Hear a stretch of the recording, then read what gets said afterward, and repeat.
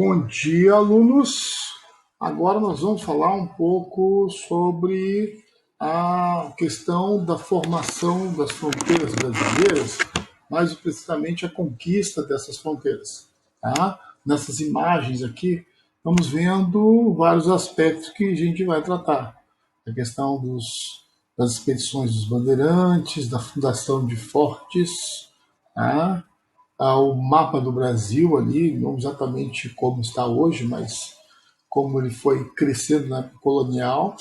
E na parte aqui inferior, nós estamos vendo as ruínas da mais importante missão jesuíta no Brasil, as ruínas de São Miguel, tá bom?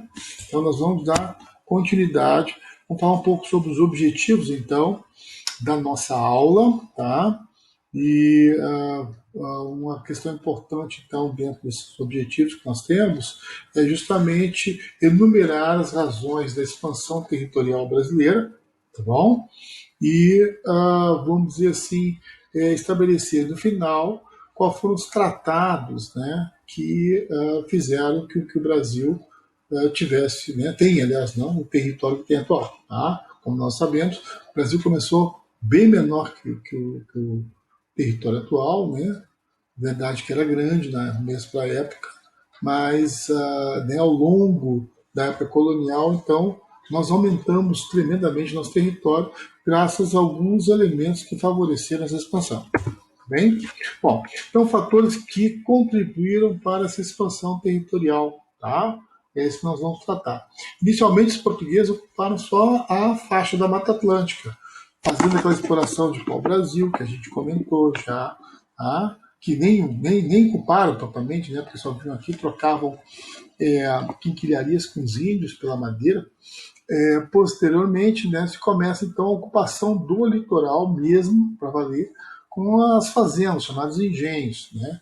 E esses engenhos, obviamente, pouco a pouco foi tomando, né, o espaço territorial. Paralelamente a isso, foi feito um sistema administrativo, né, onde foi criado chamadas capitanias hereditárias, foram criadas vilas com suas câmaras municipais e foi criado um governo geral para organizar todo esse sistema colonial português aqui no Brasil. Tá bom? Então, as primeiras expedições que começaram a procurar o interior, né, que a gente chama de interiorização, foram as chamadas entradas. Né? Elas foram feitas ainda na época de Tomé de Souza. Né? Tomé de Souza coordenou, enviou algumas entradas para o interior. As entradas eram expedições feitas por funcionários portugueses, né, pessoas ao mando de Portugal, ou militares. Né? Com o tempo, elas passaram a ser nitidamente expedições militares. De uma maneira geral, as entradas não adentravam muito o território. Né? Elas iam somente até o máximo limite do Tratado de Tordesilhas. No entanto, durante a União Ibérica, algumas entradas ultrapassaram o Tratado de Tordesilhas, porque o Tratado de Tordesilhas deixou de existir na prática. Tá? E a mais importante entrada que fez isso foi a de Pedro Teixeira, personagem muito homenageado no Exército Brasileiro, tá? Porque foi um capitão português que percorreu o Amazonas, desde a Foz, desde Belém, tá? Até praticamente o limite onde hoje é o Peru, e foi fundando fortificações portuguesas nesse trajeto. Com isso, Pedro Teixeira, então, contribuiu para iniciar uma ocupação territorial na região amazônica, que posteriormente, né, se tornou parte importante do território brasileiro. Estamos vendo aqui Pedro Teixeira, tá? Uma gravura de época. Estamos vendo a expedição que ele coordenou. Né? Vocês podem ver que a expedição chega quase ao Oceano Pacífico. Né? Tá bom? E as diversas fortificações, né, fundadas, né, junto com as missões jesuítas que a gente vai comentar daqui a pouquinho. Tá? Atrás de Pedro Teixeira seguiram os padres jesuítas, e com isso, então, foi se completando essa ocupação, né, inicial, né, feita por Pedro Teixeira. O caso de Pedro Teixeira é um pouco uma exceção. As entradas normalmente não faziam isso, como nós comentamos anteriormente, elas seguiam somente até o Tratado de Tordesilhas. Além de Pedro Teixeira, outras expedições militares foram muito importantes para a fundação de fortificações aqui no litoral, que a gente chama litoral norte do Brasil, tá? Na verdade que ainda é região nordeste, nós chamamos de litoral norte, que possibilitou justamente a ocupação da região amazônica. Tá? É o caso, por exemplo, de Fortaleza, é o caso, por exemplo, de São Luís, né, criado por Jerônimo de Albuquerque, é o caso, por exemplo, de Belém, é o caso, por exemplo, de Macapá, tá? Que foram, então, fortificações criadas e que possibilitaram a ocupação dessa grande parte da região aqui norte, que é hoje Brasil. Aqui nós estamos vendo algumas fortificações, tá, da época colonial. É o caso do Forte do Presépio, em Belém, bem pertinho do Cais Ver-o-Peso, né, naquele local famoso onde se vende o melhor açaí de Belém, do Pará. Tá? Tem, então, ainda as ruínas, né, tem conservado, bem conservado, as instalações militares ainda do final do século XVII, né, do Forte do Presépio. Embaixo nós temos uma das fortificações fundadas por Pedro Teixeira, o Forte de Óbidos, né, que é a parte mais estreita do Rio Amazonas. Né. Ali, então, os militares portugueses criaram uma fortificação que existe até hoje, né, pertence ao Exército Brasileiro até hoje, né, e vai pertencer, exatamente, mais tempo ainda, né, onde ainda tem prédios, né, da época colonial. Tá? Então, isso é uma homenagem importante a Pedro Teixeira. Essas bandeiras, embora tenham tido um papel importante, né, nesse desbravamento do interior, no caso de Pedro Teixeira, mais especificamente da conquista do Rio Amazonas, de outras expedições militares, né, chefiadas, por exemplo, como Jerônimo de Albuquerque, fundando forte em São Luís, no Maranhão, as bandeiras, elas complementaram esse trabalho já de uma forma bem maior. Tá? Os bandeirantes, então, eles partiram geralmente de São Paulo, né, que era uma capitania, né, inicialmente chamava São Vicente, depois passou a chamar São Paulo.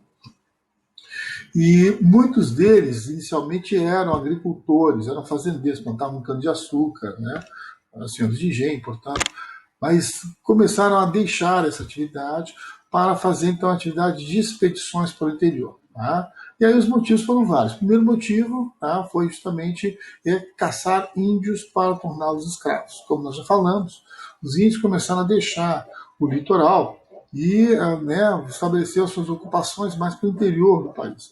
E aí então os bandeirantes começaram justamente a ir nesses locais para trazê-los de volta ao litoral na condição de escravos.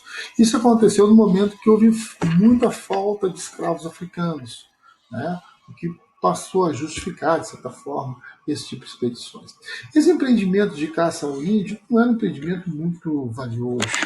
No entanto, durante as viagens para a selva, para o cerrado, para o interior do Brasil, os bandeirantes começaram a descobrir minas de pedras preciosas e de metais preciosos, especialmente o ouro. Com isso, as bandeiras mudaram o sentido delas. Elas passaram, então, a se tornar exploradoras de minerais. Né? Então, elas deixam de ser caça ao índio e se transformam em bandeiras mineradoras. Por último, alguns bandeirantes também começaram a se dedicar a atividades de contratação. Tá?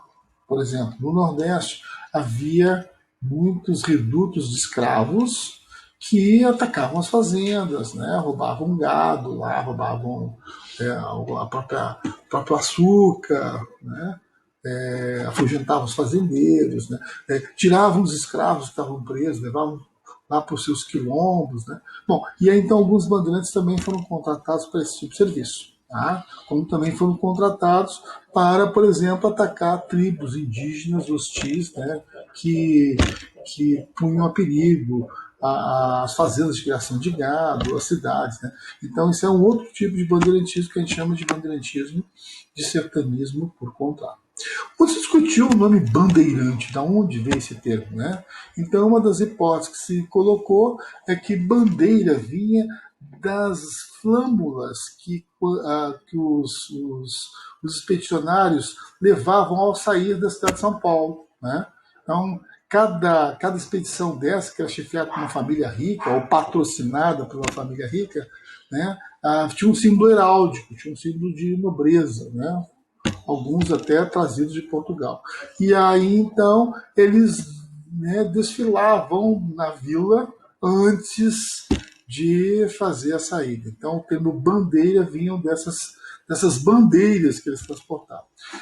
Já outros, né, estudiosos acham que a palavra bandeira vinha mais de uma referência popular a essas expedições que eram bandos, né? Então, quando um bando saía, né, para uma determinada expedição, correto, vinha essa representação, então, né, dessa ideia de grupo, né, de bandeira. Aí né, o termo até preferido por esses historiadores é chamado, eles chamam de bandeirismo, não de bandeirantismo, para não haver, né, para fazer uma certa distinção da explicação anterior. Bom, para nós do sétimo ano, isso não nos interessa muito. Né? Qual que é o verdadeiro, se é um, se é outro, se é ambos, né, a origem do nome, tá? Mas é só para nós sabermos que existe ainda uma certa discussão. O bandeirismo, ou bandeirantismo, ele é muito forte em São Paulo, né? São Paulo que é o centro disso. Obviamente tem uma rede de televisão que leva o nome de Band, né? Band, Band de Comunicações, né? Band News, etc. Né? Tá? E junto, né, a palavra completa, né, do termo é Rede Bandeirantes, né? Que é uma homenagem, né, totalmente a esses, tá? A esses exploradores. Nós temos uma avenida aqui em Belo Horizonte, chama-se Avenida dos Bandeirantes. Né? Nós estamos na Serra do Curral, uma área onde os bandeirantes passaram, atrás de ouro, né, para minerar, etc. Tá? Bom, três tipos, então, de bandeiras nós falamos. A bandeira de caça ao índio, as mineradoras e de sertanismo de contrato. Tá bom? Tá? E ainda havia um quarto nome, uma expedição muito específica que seguia pelos rios, chamado Monções. Né? As monções eram também bandeiras, mas, vamos dizer assim, o deslocamento era preferencialmente pelos rios, utilizando canoas e balsas. Tudo bem? Bom, aqui nós temos alguns bandeiras famosos. Né? Nós vamos destacar, para nós aqui no sétimo ano, o Fernão Dias, né? Que esse tem uma importância enorme. O Fernão Dias é que sai de São Paulo e vem pela primeira vez para Minas Gerais. Aí, a partir de Fernão Dias, veio Borba Gato, veio Antônio Dias, veio outros bandeirantes. Tá? Antônio Raposo Tavares ficou muito famoso também por ter feito uma grande viagem pelo interior do Brasil e ter terminado essa viagem lá na foz do Rio Amazonas. Tá? Não sei se tem aqui o Manuel Preto. Não tem, eu não coloquei. Manuel Preto, ele foi famoso por ter atacado e destruído missões jesuítas no sul. Tá? Bom, obviamente que os índios e os jesuítas não gostavam muito do Manuel Preto, né, pelas chacinas que ele provocou lá, tá? Mas isso aí a gente vai comentar depois. Aqui nós temos uma gravura do bandeirante tradicional, né, como é visto pelos, né, a gente chama historiografia paulista, pelos historiadores paulistas, né? Então, trajado com roupa, um chapéu largo, coletes, né, botas, que não corresponde muito à verdade, porque os bandeirantes muitas vezes eles andavam em andrajos, né, em roupas muito surradas, né, rasgadas, né, passavam eventualmente meses no interior. E aí tem a importância disso, né, de certa forma, porque esses meses, às vezes anos no interior do Brasil, sem retornar para São Paulo ou para Taubaté, né, para as cidades de onde eles partiam, eles fundavam vilas, faziam roçados, né? Alguns não voltavam, né? Alguns acabavam ficando casados com índias no interior e ficavam lá, deixavam uma descendência, etc. Né?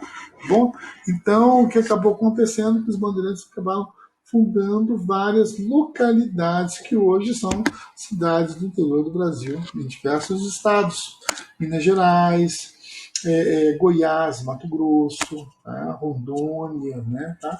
Em diversos lugares do Brasil os bandeirantes passaram e foram fundando essas povoações. Aqui nós temos um quadro do Almeida Júnior, é um pintor paulista famoso, já muito antigo, falecido, né? E que fez muitas pinturas históricas e tem essa partida da Monção, né? Onde é celebrada uma missa por um padre que aparece aqui. Tá? Então, os participantes então, da expedição, né, da bandeira, né, rezando, pronto para fazer o embarque, né, nos, nos, nos, nas chamadas que nas canoas, né, nas canoas, nas balsas, né, para seguir viagem.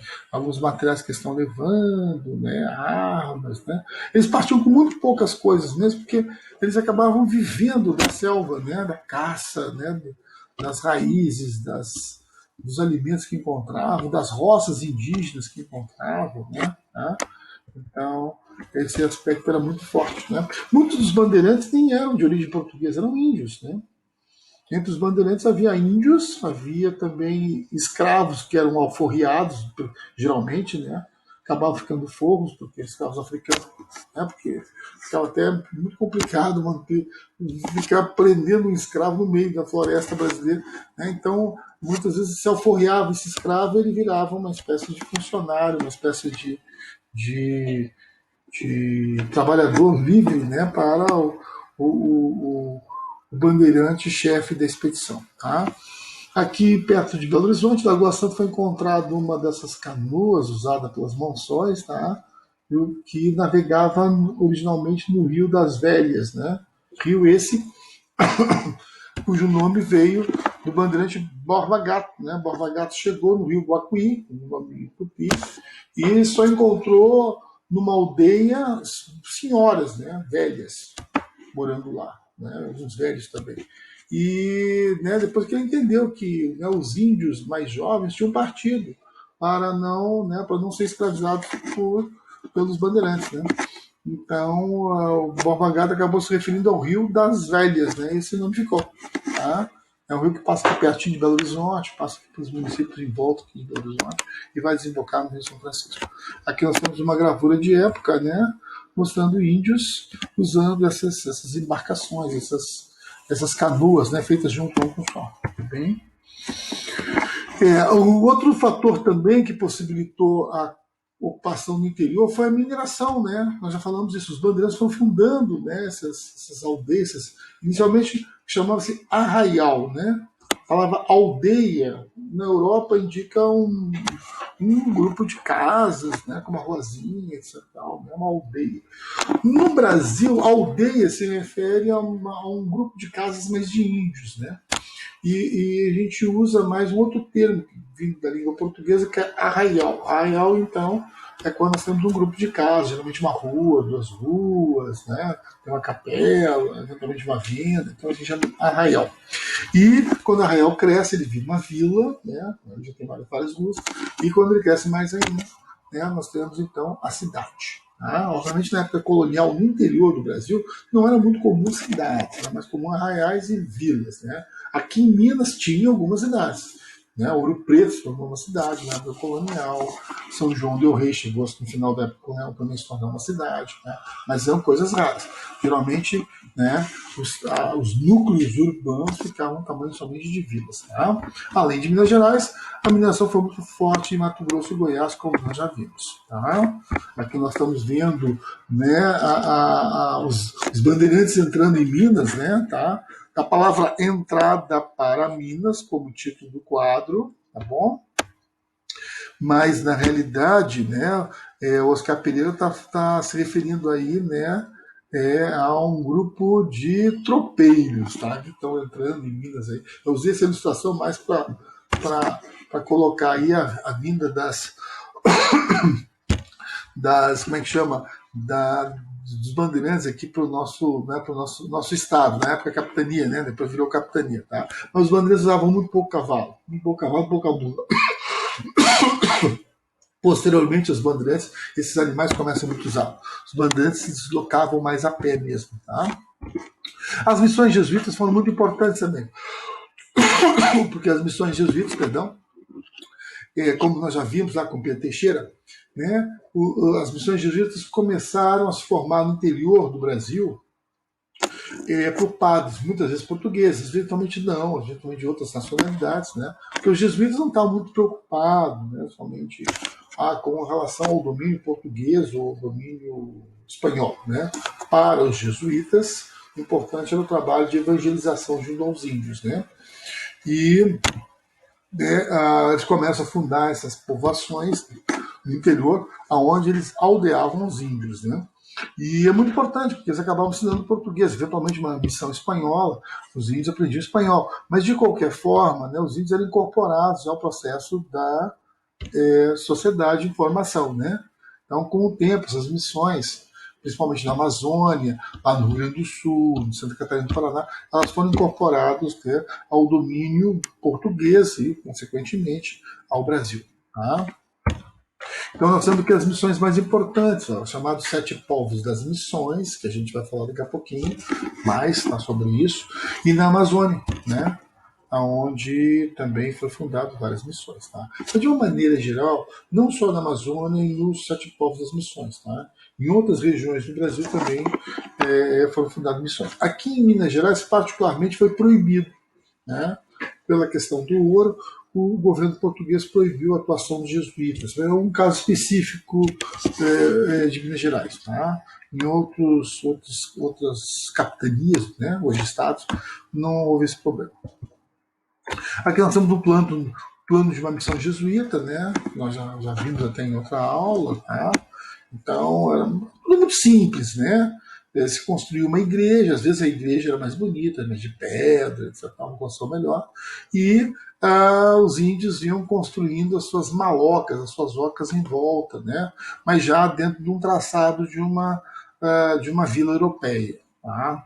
Então, com ruas delineadas, né? Havia uma certa organização, uma certa lógica. Né? As ruínas da igreja da missão de São Miguel, né? Está no Rio Grande do Sul, é a ruína de uma missão mais importante que tivemos no Brasil. Né? Tá? A gente teve missões talvez tão grandes quanto São Miguel, mas como as construções eram de madeira, palha, né? Se perdeu. Né? Ou pelo abandono da missão, ou pelo ataque dos bandeirantes que colocavam fogo depois de aprisionar os índios. Né? Tá? Então isso aconteceu.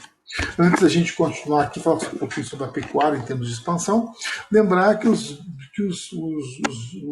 bandeirantes, embora oficialmente fossem cristãos, né, eles eram cristãos, eram do reino português, né, súditos do reino português, né, eles não tinham respeito a esse trabalho dos jesuítas. Né? Tanto é que muitos dos bandeirantes ficaram famosos por destruir, né, missões jesuítas. A pecuária, nós já falamos que cumpriu também esse papel de interiorização. Né? No Nordeste, mas o Nordeste está dentro do Tratado de Tordesilhas, não houve muita diferença. Mas além do Tratado de Tordesilhas, nós temos a ocupação do Rio Grande do Sul e temos a ocupação do Centro-Oeste, onde a pecuária teve uma importância enorme. Tá? As fazendas pecuárias, já vimos isso aqui em uma outra aula, né? A criação do gado. Bom, e a isso nós não vimos ainda, né? Que é uma coisa muito importante, a União Ibérica. A União Ibérica jogou um papel fundamental na expansão territorial brasileira. Tá? Em 1580, ou ainda no século XVI, morreu o rei Dom Sebastião, deixando vago o trono português. Tá? Aí vários nobres se apresentaram, não havia uma sucessão mais da família real de Avis, e várias famílias se apresentaram, né, para suceder, né, por ter parentesco, né, com o rei Dom Sebastião. Mas aí que aconteceu? O rei da Espanha também era parente de Dom Sebastião. Né? Então, afinal de contas, ele era neto de Manuel I. Né? Ele tinha, né, uma relação, ele era muito próxima, né, à família de Avis. E é um rei poderoso, porque era rei de Espanha. Né? Então, ele fez uma certa pressão, né? E a nobreza portuguesa foi obrigado, né? Acabou aceitando, né, que Filipe II tornasse também rei de Portugal. E aí, então, a partir de 1580 até 1640, nós tivemos 3 reis com o nome de Filipe, tá? Segundo, terceiro e quarto. Portugal se tornou, né, uma província da Espanha, né? Se tornou uma parte da Espanha praticamente, né? Embora Filipe II prometesse manter a independência de Portugal, né? A liberdade do povo português, né? Aquela história toda, né, na hora de assumir o trono, mas, né, na prática, com o tempo, Portugal virou, né, uma parte pouco importante do Império Espanhol. Né? E aí o que acontece? Né? As colônias portuguesas passaram para o domínio espanhol. Resultado, o Brasil, que tinha um tratado, né, que dividia as terras espanholas, né, aquela linha que cruzava, chamada Tratado de Tordesilhas, na prática deixou de existir, porque, né, quem era brasileiro era súdito espanhol também, porque afinal de contas todo o Império Português passou a pertencer à Espanha. Né? Então, o que acaba acontecendo? Né? O Tratado de Tordesilhas deixou de existir e se ocupa o restante do Brasil, né? Ou seja, o outro lado também passa a ser ocupado. Então, o Tratado de Tordesilhas, a União Ibérica, teve um sentido muito positivo para a expansão territorial brasileira, né? Porque, na prática, permitiu que os brasileiros pudessem adentrar ao território espanhol e dominar então o território. Aqui nós estamos vendo em amarelo todo o domínio do Império Espanhol. Vocês podem ver que o Império Espanhol ocupava grande parte do mundo, né? Nós estamos vendo aí o nosso planeta Terra, né? De uma projeção, tá? Uma projeção aí que é a projeção de Lueld, né? E vocês podem ver que está tudo, né? Tudo não, mas uma grande parte amarela, né? De forma que a gente pode perceber que a Espanha dominava uma extensa área. Na realidade, muitas dessas colônias eram portuguesas, né? Só que estavam na mão dos espanhóis. É o caso da África toda aqui, ó. A África toda, tá? Na verdade, a costa africana, né? Porque o interior da África não estava colonizado ainda, tá? Partes aqui, ó, onde hoje é a Pérsia, né? A Índia, a Pérsia é o Irã, né? Tá? A Índia, tá? A Indonésia, parte da China, Japão, tá? Onde os portugueses tinham colônias e feitorias, tudo isso passou a pertencer à Espanha também.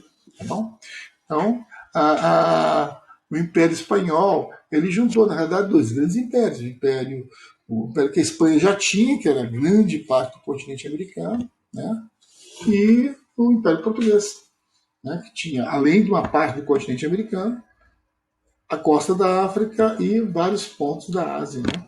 Então dá para ver que Portugal né, ficou dominado pela Espanha e né, isso para os brasileiros teve o lado positivo que possibilitou essa expansão para o interior. Para nós encerrarmos a aula de hoje, só revisando, antes de a gente falar os tratados limites, revisando então os fatores que favoreceram a ocupação do território brasileiro, além do Tratado de Tordesilhas, foram as entradas, em especial a entrada de Pedro Teixeira, as bandeiras, essa foi fundamental, tá? A expansão da mineração, a expansão do gado, correto? As missões jesuítas, tá? Foram fundamentais. E, por último, a União Ibérica, né, que coroou isso de uma forma que favoreceu, durante 60 anos, que os brasileiros dessem um pulo para além do Tratado de Tordesilhas, possibilitando, então, que, anos depois, né, se pudesse negociar a posse desse território, que a gente vai ver na outra videoaula, tá bem? Eu vou tirando aqui, né, puxando a minha cabeça para o ladinho aqui para a gente desligar e voltamos, então, na próxima videoaula.